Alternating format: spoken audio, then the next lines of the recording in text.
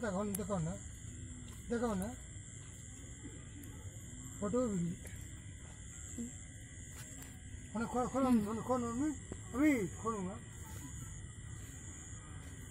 খোলো তা ভিতরে যাওয়া নেই আমি কোনো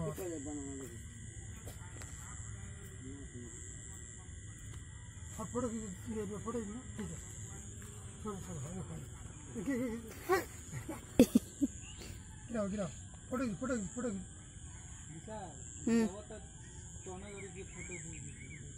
माटी गिरा होता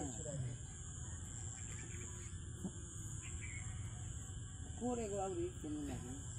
हो जाए आवरी नहीं बताओ तो सामने कौन है ठीक है हां तो कम बताओ थोड़ा होने जितना छूटल बनू